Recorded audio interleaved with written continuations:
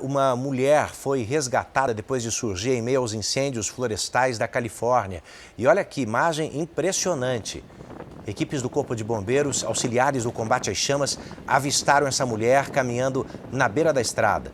A cena é chocante. A vítima foi levada ao hospital. Ela tinha queimaduras graves pelo corpo.